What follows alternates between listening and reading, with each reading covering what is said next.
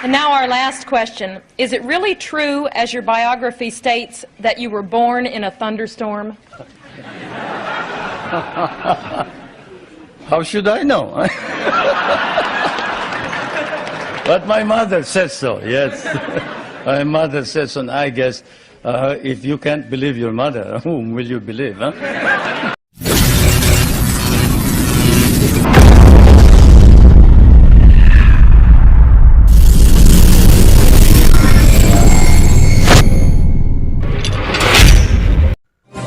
Isang mapag-alang araw po sa ating lahat mga kasangga.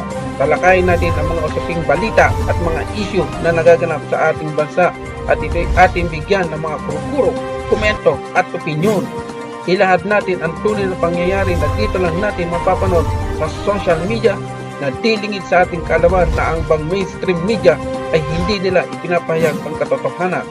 Mga kasangga, kung hindi ka pa nakakasunod sa aking channel, pakipindot ang subscribe at isama mo na rin ang notification bell button para updated ka sa lahat ng ating mga usapin. Kung nagustuhan mo, huwag mong kalimutan i-like at magkomento ng iyong sariling opinyon.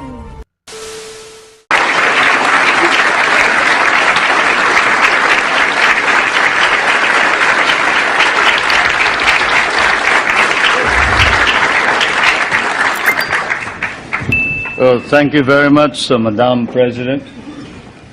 Distinguished guests, my friends.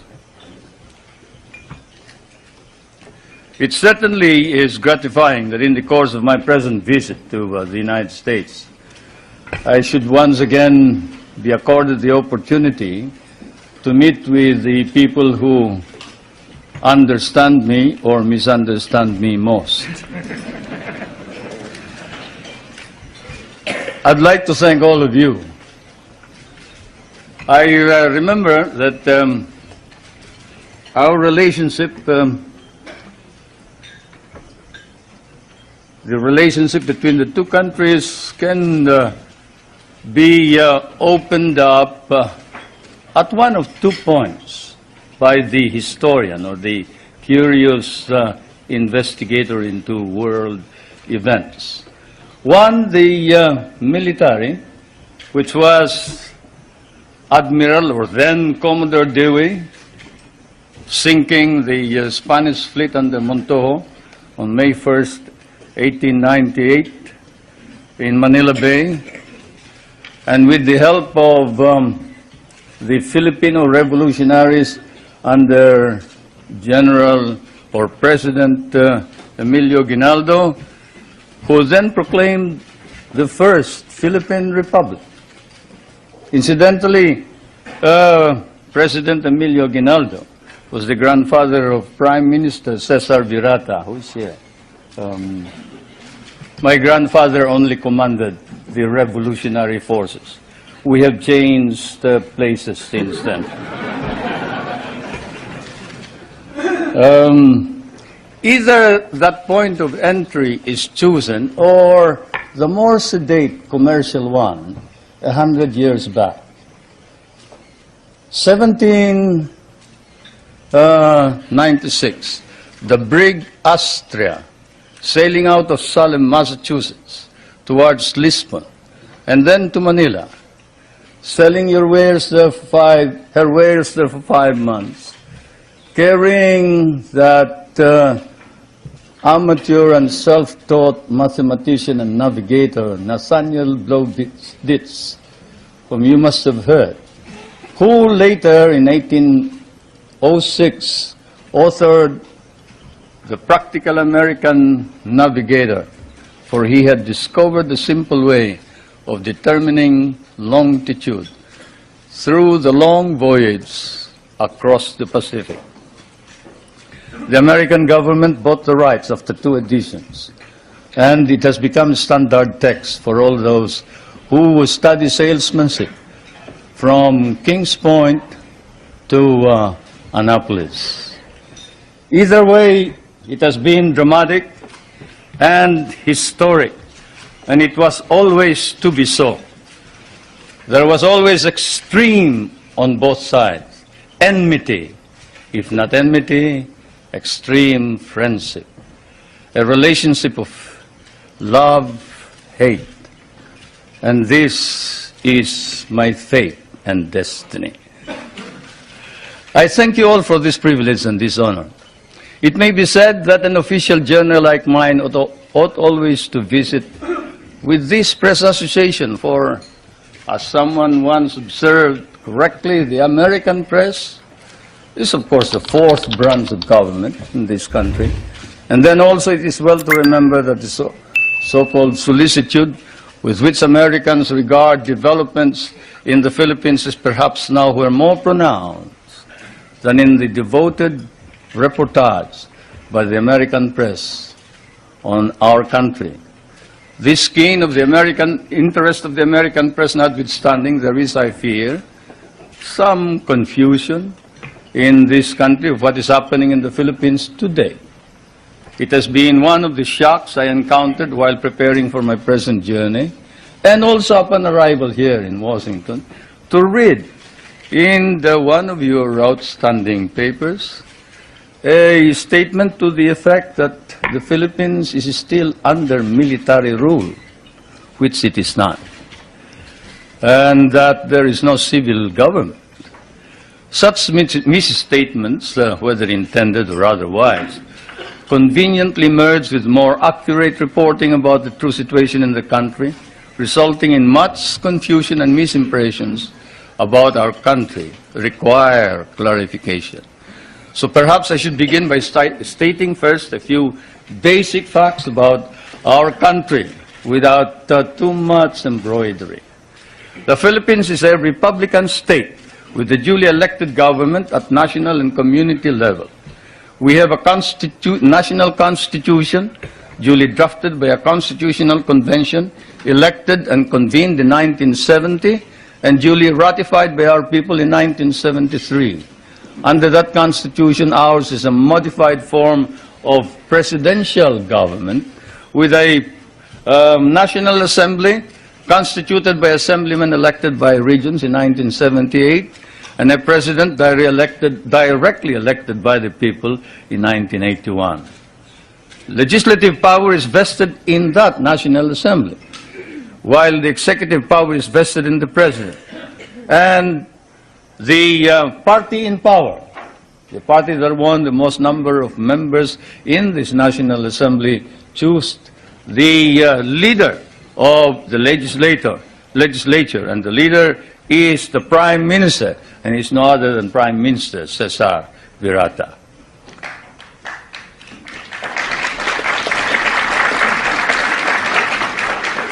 We have an independent judiciary which is under the full supervision of a Supreme Court. While it is claimed that human rights are not protected by the courts, or that civil rights are not duly enhanced by the Constitution, because there is no way of seeking, say, the remedy of a writ of habeas corpus.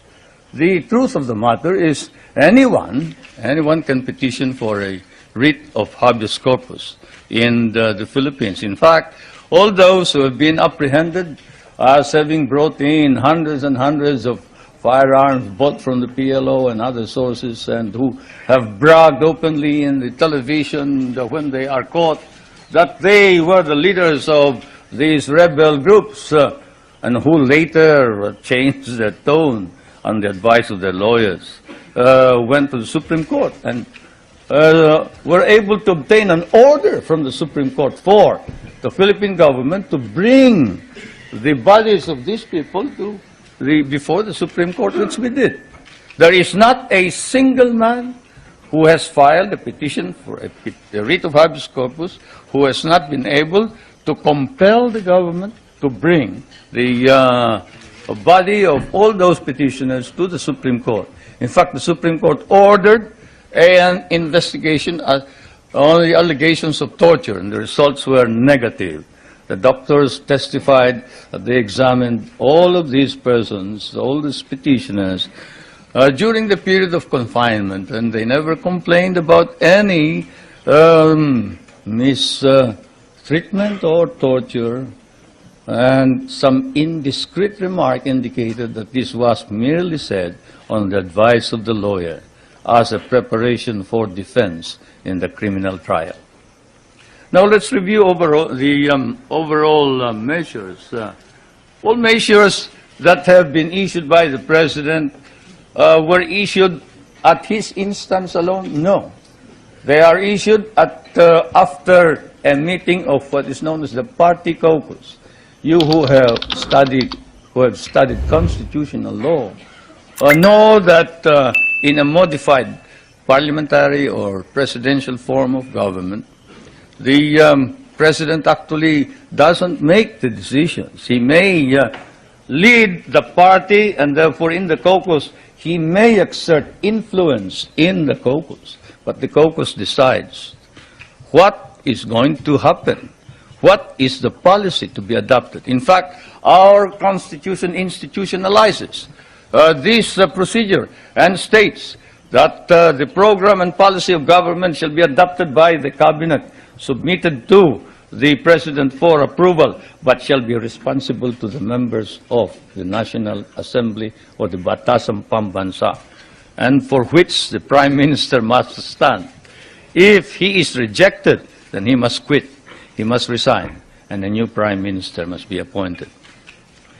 Now, all cases are appealable to the Supreme Court, including cases of security against the state. We have a system of local government and administration throughout the country. In all, there are 73 provinces, 60 cities, 1,502 municipalities, 42,000 barangays, in each of which there are regular elections. Barangays are the villages. We just had elections this year. The election for president occurred in 1981. Under the Constitution, the people have a right of recall. They can recall anyone who has been elected by 1/5 of all the voters who voted in the last elections. A vote of 1/5 will suffice to call a new election for any given post. Our Constitution likewise provides for a Bill of Rights, which guarantees protection of the political and civil rights of all individuals, regardless of color or creed. Incidentally, that statement allegedly made by Cardinal Sin has been denied by Cardinal Sin. I was surprised that you haven't heard about it. This just goes to prove that there is some time lag when you move towards the West.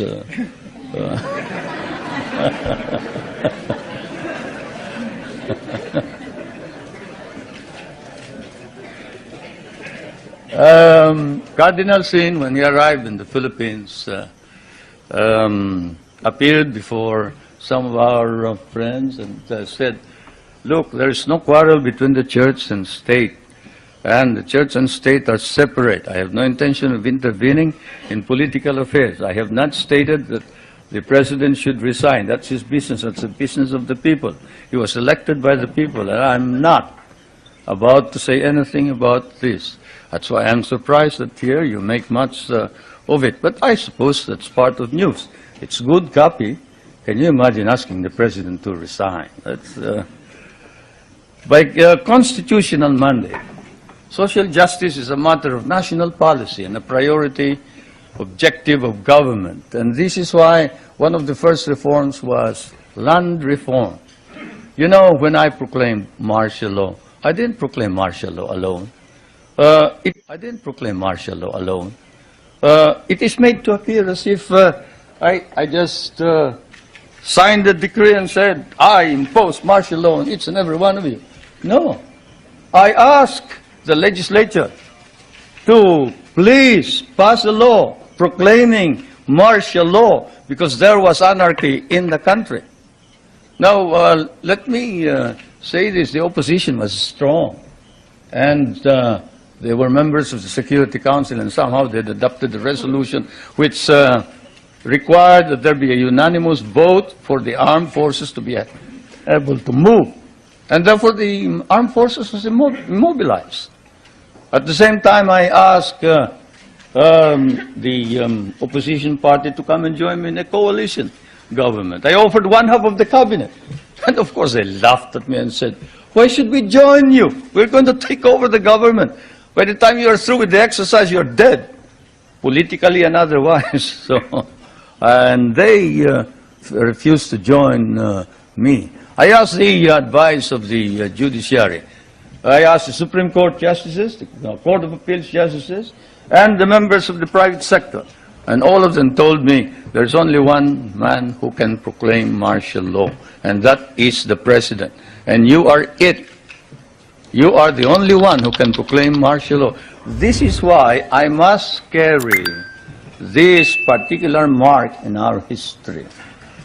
I could not have transferred it to the legislature. Why? Because the legislature did not have the power. What does the Constitution provide? The President shall be the Commander-in-Chief of the Armed Forces of the Philippines, and he may order the armed forces out to quell any disorder, riot, rebellion, invasion, insurrection, and in case of invasion, insurrection, rebellion, or imminent danger thereof, when the public safety requires it, he may suspend the privilege of the writ of habeas corpus or proclaim martial law throughout the Philippines or any part thereof. What does that provision provide? It provides that only the President can proclaim martial law. I repeat, that is why I had to assume responsibility. And I am not one for shirking duty. The people said there was necessity for proclaiming martial law. And the people said, you are the only official who can proclaim martial law. So I proclaimed martial law. And I sincerely believed that it was necessary to proclaim martial law to install order and stability, because there was complete anarchy throughout the country at the time. Now, therefore, at that particular period, what was the status of our government? Our government was immobilized, impotent. The armed forces could not move out. The industry was not at all in any way moving. There was no income coming into government. Everybody was running away. They burned the U.S. Partly burned the U.S. Embassy, tried to burn it anyway. They tried to kidnap the American ambassador. American ambassador was Byroad, Ambassador Byroad. And they tried to kidnap our foreign minister, Romulo, whom you just saw today. And I told him, you better disappear because I will not ransom you.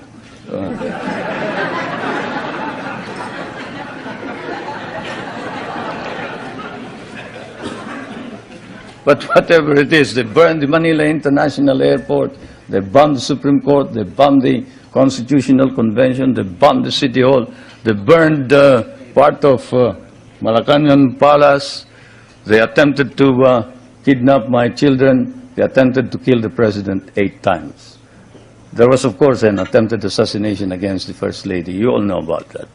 And this required that I immediately act on it, and so I did.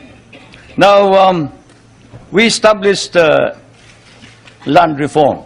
We were fighting a group known as the Hukbalahap, Hukbong Nagpapalaya ng Bayan. It was socialist inclined. It was leftist. But they were friends of mine because we had fought in the Second World War together. And so I approached them and I said, look, I'm going to establish land reform. If you're fighting for land reform against the feudalistic agrarian system, then you must join me. And they did.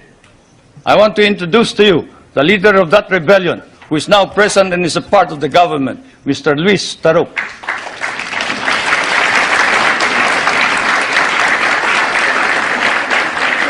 He is a member of the National Assembly. One reason why he ran to the hills, according to him, was he was elected as a member of the old legislature and he was not recognized as such. He and the others.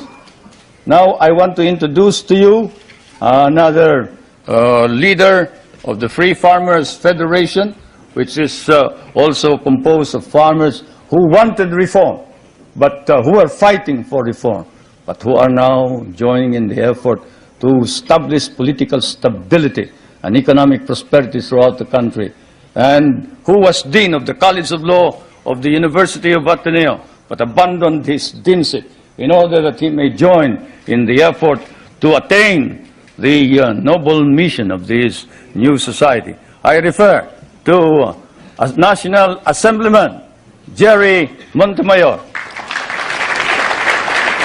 President of the Federation of Free Farmers of the Philippines. I would like to introduce also to you a young man who was very active against the government in 1972 and who paraded around the streets raising the flag of the Communist Party and organized the Kabataan Makabayan, which is the red organization of the youth. And this man is Nilo Tayag. Is he here? Anyway, he is somewhere around here. But they have all joined, all these activists, to prove to you that all these stories about our being oppressive against our enemies and our friends, they've all joined the government to help reform and drive out all the corrupt people in the government. We have an ombudsman. We are the only country with an ombudsman. You know what an ombudsman is? He's the officer who watches over the corrupt officials of government, and this man has charged more than 1,000 officers and employees and sent most of them to jail. Is Justice Pamaran here? He must be somewhere around. Where's Justice Pamaran? There he is. There's the ombudsman.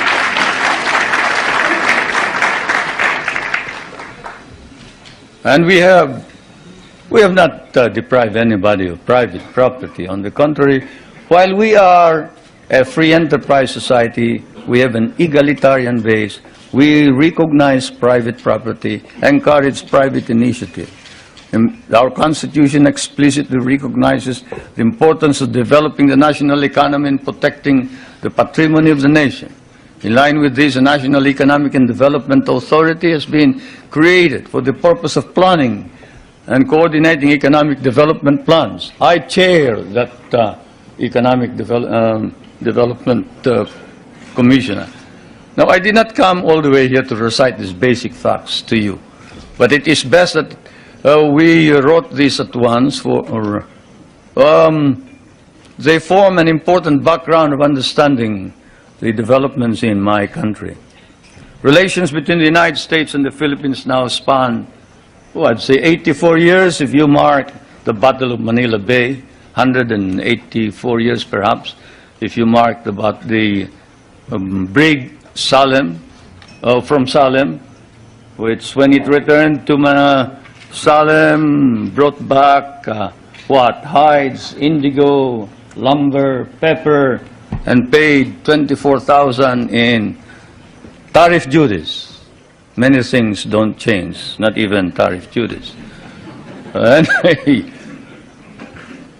the trade between our countries is covered by a trade agreement. The military and security matters are covered by 3 agreements. Those agreements are, and I will now ask our friends in my staff to distribute these agreements to you, or as many as can receive them. These agreements are the Mutual Defense Pact, the Military Assistance Agreement, and the Military Facilities Agreement, which is due for review this coming year. President Reagan and I have agreed with the members of our cabinet that the review will start in April, probably we'll finish it by August.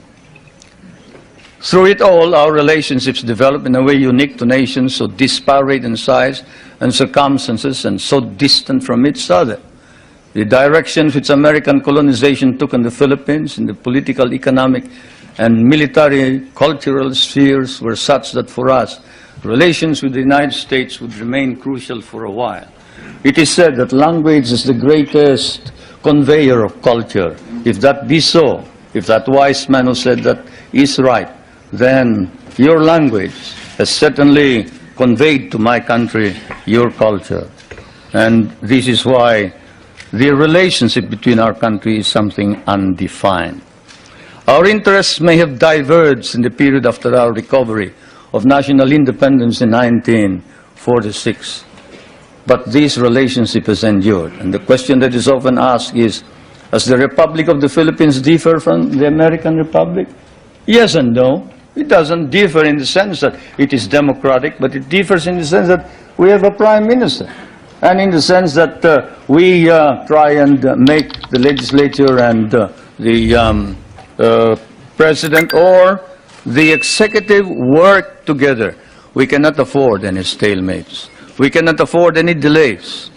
It is a modified presidential form of government, while yours is a complete and pure presidential form of government. Why did we change this? Because we cannot afford stalemates and deadlocks. Yours is a strong economy and a military power. Ours is a weak country. We cannot afford to delay and postpone decisions pending the debates between Congress and the President or the Prime Minister. The poorer third world countries cannot. And so, my friends, that is the situation. I am now going to ask also that my staff distribute to you the social and economic indicators of my country in showing to you the dynamism and the vitality of our economy. We have changed our economy such that we hope to be able to be self-sufficient. We were importing rice before. The last time we imported rice was in 1976, 77. We paid $500 million for that price. Today, we are exporting rice to our neighboring countries. And the per capita income was about $200. Now, it is more than $800 per capita income. The gross national income has increased 5 times. I need not go any further. I'll wait for the questions, and now I am ready for interrogation.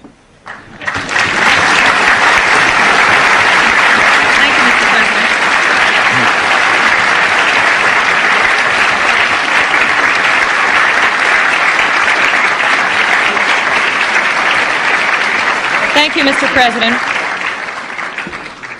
Please give us details on your meeting with President Reagan. Did you seek any firm commitments? Did you get them?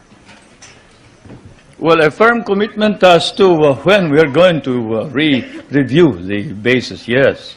A firm commitment that a mechanism be set for the study of our economic problems, yes. Because, as you know, the reason we have a deficit in our balance of payments is the commodity prices went down because of your domestic deflationary policies, your interest rates. But all of this can be worked out, and so it has been agreed.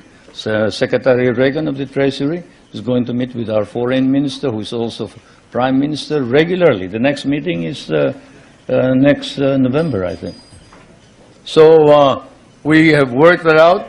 The national security matters will be worked out by the defense minister. The 2 defense ministers are also meeting in November. Those are the specific ones. We have also entered into a tax agreement and air agreement. This afternoon, tomorrow, there will be some kind of agricultural agreement. As you know, we have one of the most modern and biggest concentration of agricultural and natural scientists in Asia.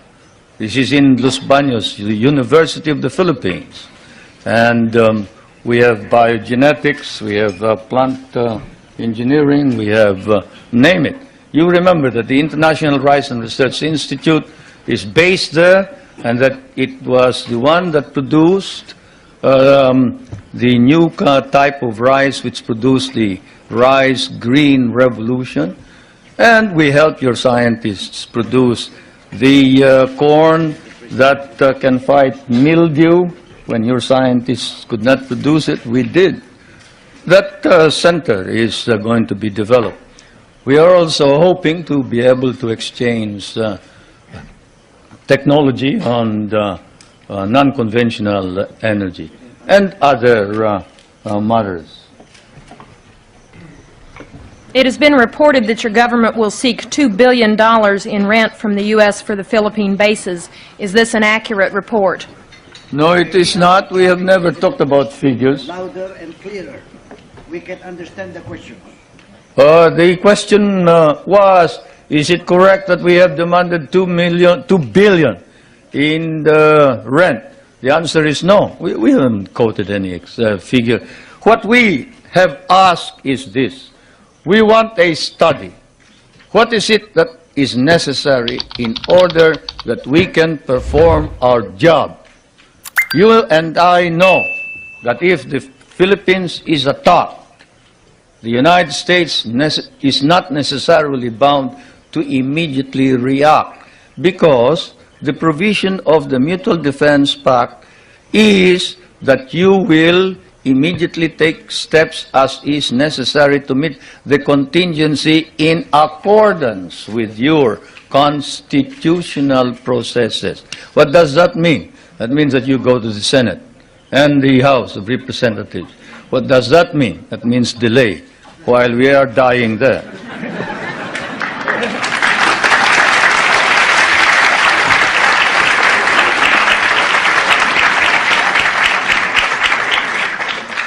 Most of our allies in Europe, concerned about resisting communism, give the U.S. free bases and even share the cost. Why shouldn't we expect the same kind of cooperation from the Philippines instead of demands for more rent? Well, for one thing, you haven't exactly paid for what we lost in the last war. If we must make an accounting, 75% of our cities were devastated in the last war. We lost 1 million men. Shall I quote you the statements of Roosevelt and MacArthur that every Carabao will be paid for? Shall I tell you that the veterans who were inducted into the USAF, the United States Armed Forces of the Philippines, of the Far East, your armed forces, were paid only 1/2 the salary of your soldiers? Shall I tell you that we almost turned communists because you refused to recognize us? Shall I tell you that I had a difficult time stopping my guerrillas, 25,000 of them from joining the communists, because precisely you sort of forgot that we had done the fighting for you, you know, and we were parts of your armed forces.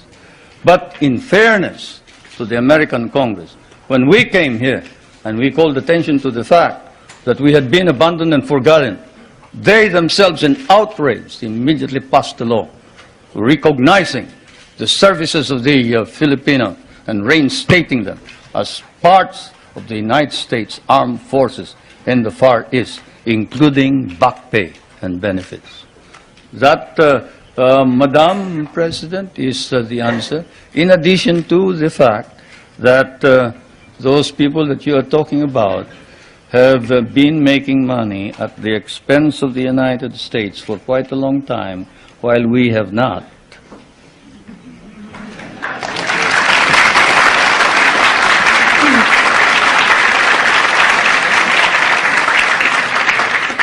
After the attack on Pearl Harbor, U.S. bases in the Philippines could not be defended. Why should we expect that in another war these bases would be more reliable? That's one of the questions that I wanted to find out. Is it true President Reagan has not raised with you any concern about repression and human rights? Well, he sort of spoke of the fact that we have all this constitutional provision. But we did speak of the fact that we must maintain and enhance human rights in general. But this fault finding that we found in some of these reports before isn't there. There is this open-mindedness and fairness which we expected of America and the Americans. The Americans that I know, the Americans who fought beside me, the Americans who bled with me in many a battlefield, was a fair man. He was a just man. He was a courageous man. He was a man who saw right and did right. And it is not fair to accuse the Philippines of any violation of human rights when there has been no violation. If there has been any violation, we punish those who have violated. And I now ask that this particular writing of one of the most celebrated figures, who claims to have, at the beginning of the campaign against my government, claims to have been maltreated by some of the military men, now reports exactly what happened. I ask that my staff distribute the letter of Herrera, Trinidad Herrera. You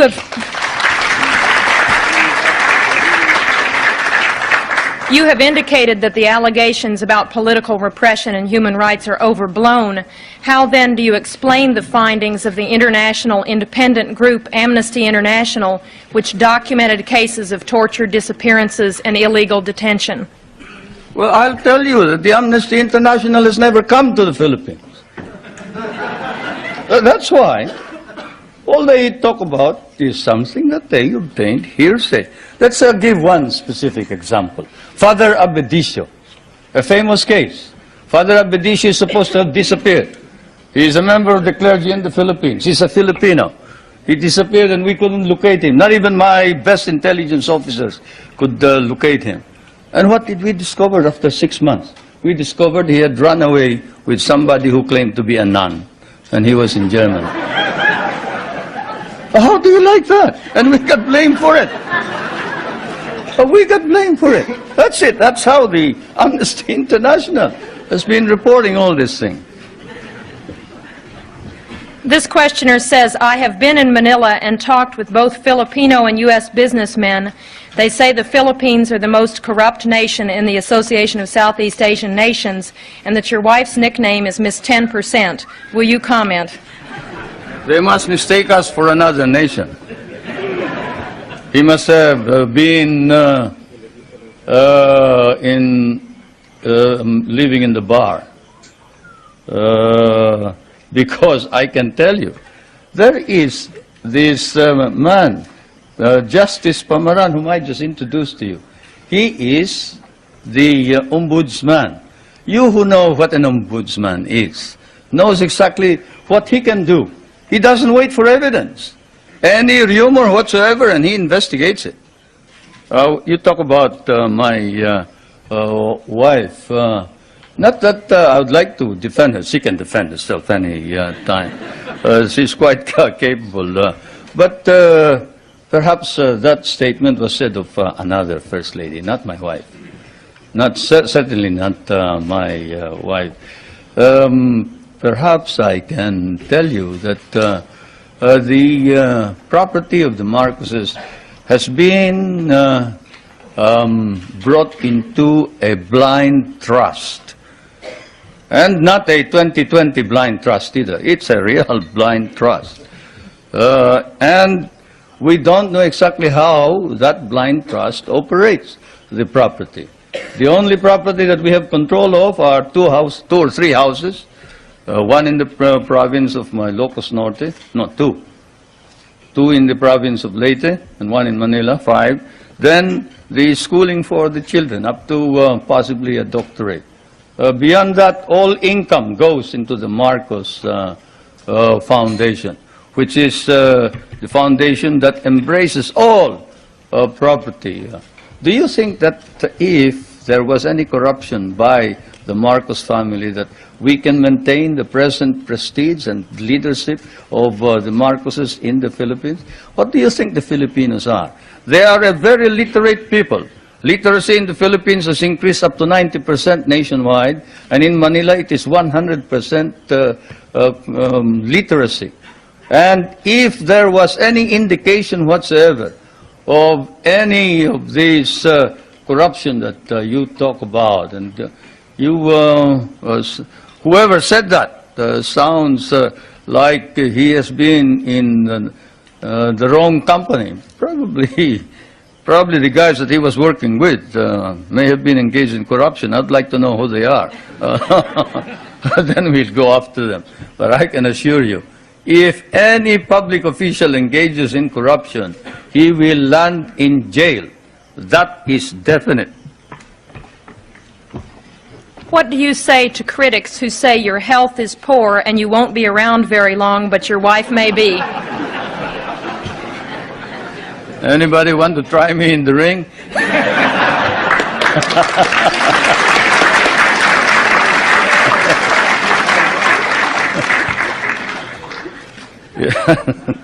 That's ridiculous. I refuse to answer questions like that.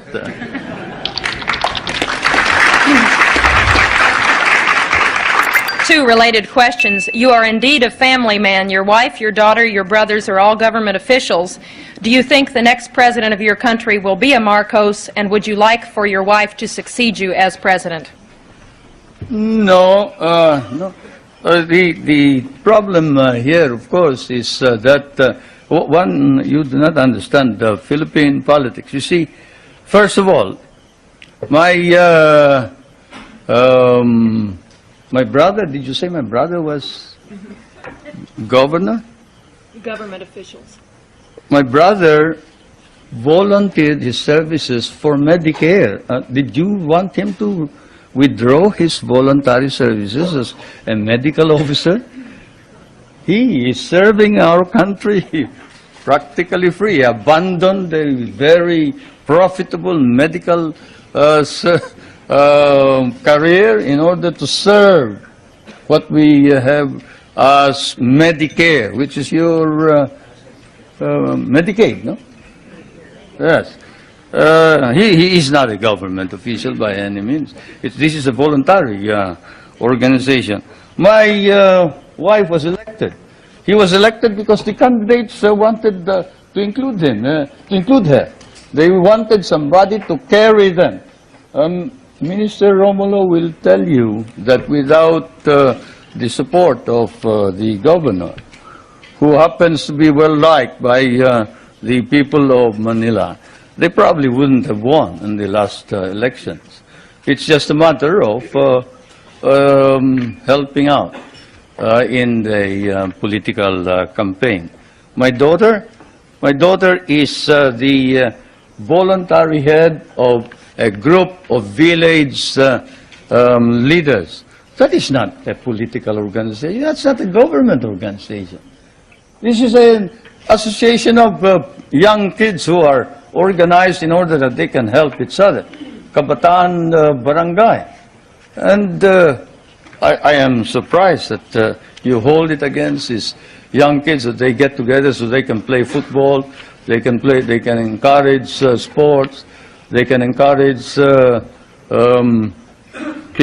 young kids from going into drugs. Don't you think that you should also organize something here in the United States and get somebody to stop the young kids from going into drugs and instead go into sports? Well, that's what they're doing.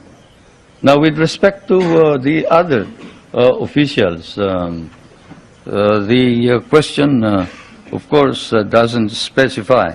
Let me put it this way. As I told you, our government is a caucus government, consensus. When the consensus of the party demanded that I appoint the First Lady as a member of the Executive Committee, I had an agreement with them, and that is that she would not become President or Prime Minister. At the beginning, even Prime Minister Cesar Virata was for the First Lady becoming Prime Minister.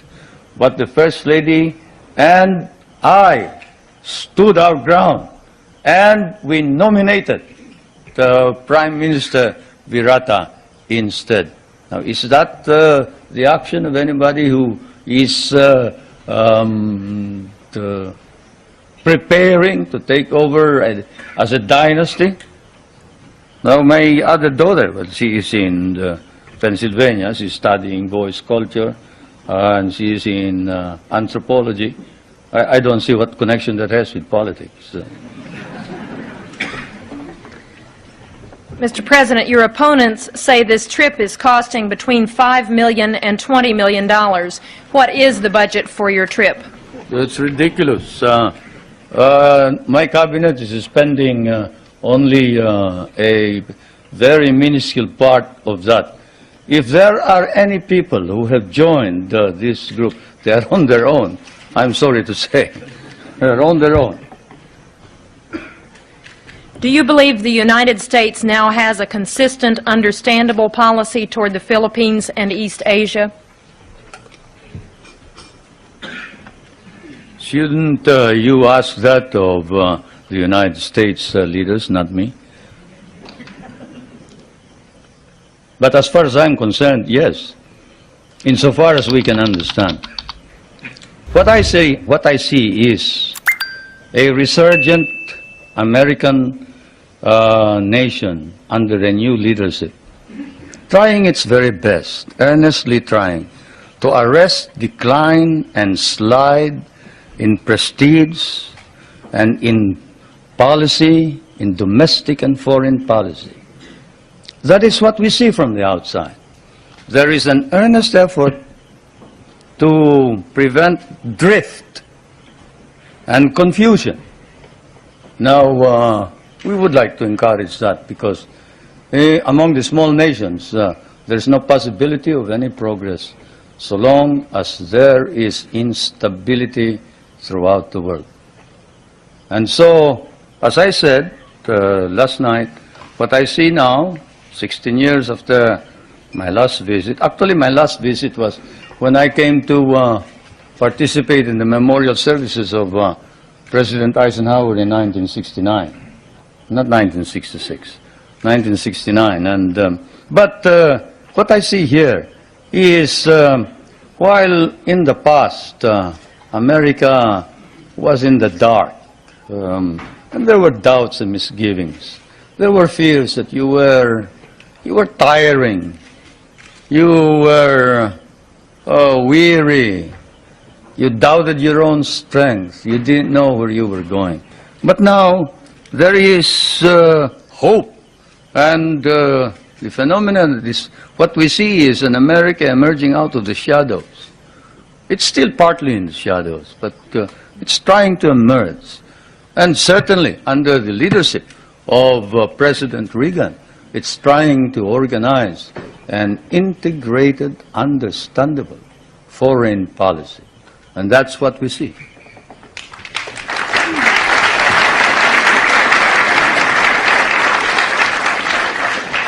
There is widespread malnutrition in the Philippines, and only 1/3 of your labor force has regular employment. Given this, how do you justify the prosperity in which you, your family, and friends live? You must like us, the way you ask those questions.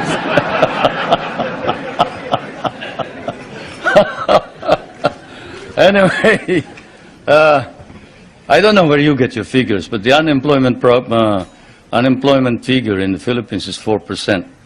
I don't know what's yours. I do know what's yours, but have you heard of the KKK, not the Ku Klux Klan, but we have a program which harnesses the energies of those who are half employed, like those who are in the farms. You see, those who wait for the coconuts to fall or who plant rice are partly employed. And so we allow them to engage in what we call small, medium-scale industries, contract work. In what country do you see, say, a boot block? A boot block. Go to a rural bank and say, look, I used to borrow money from this usurious lender here. I borrow 5 pesos in the morning, I have to pay him 6 pesos in the afternoon. Can't you lend me 50 pesos now and I will repay you later on? I have no collateral, I am unknown, I live in the streets. And in what country will you see the rural bank lend this boot block money after looking at his shoe shine stand and gathering all the other shoe shine boys and putting them to work and getting them to repay this indebtedness, not in a week, but perhaps even in a day? Or fishermen Fishermen who live a hand-to-mouth existence. Even here, in your prosperous United States, can a poor fisherman go to a bank and borrow money on his name, on his signature? He cannot. But here in the Philippines, he can. A poor fisherman can go to the bank and say, look, I live in so-and-so, and the chairman of my village can certify that I am a poor fisherman. And I would like to organize a group. Can you lend us 5,000 so I can buy a motor, I can buy a net, I can buy a small boat, and we can improve our earnings. And under our laws, we have set aside funds which then are lent out. And we have been able to lend out about 1,200,000,000 pesos under this scheme, and they have been repaid.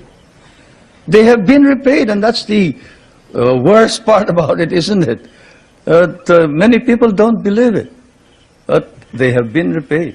And so we have a situation where the work ethic has been encouraged. We tell everybody, you don't plant rice, you don't eat rice. You don't work, you don't get anything. But you work. We'll give you the wherewithal. We'll give you the funds. We'll teach you how to work if necessary. And we'll see to it that we will sell your products. That's what's happening in the countryside. Not all this talk about corruption and this ridiculous statements about people in government enriching themselves. When you have activists like Luis Taruk and Jerry Montemayor and Nilo Tayag and these men who were ready to kill the president, but who now says that the reforms that are being instituted are for the good and welfare of the country, you don't engage in any of this foolishness that you talk about. No, everybody is sincere and earnest about making our democracy work. And I can tell you that whoever has told you about these unwholesome observations about the Philippines, better come back to the Philippines. I'll pay for your trip so you can see what's actually happening. Thank you, Mr. President. Before I ask our final question, I want to present you with a certificate of appreciation for appearing once again at the National Press Club and with an updated version of the National Press Club necktie. Thank you.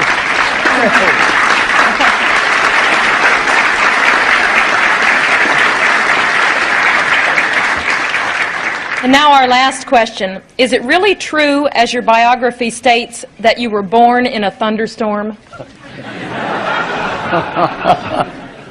How should I know? But my mother says so, yes. My mother says so, and I guess if you can't believe your mother, whom will you believe? Huh? Thank you very much.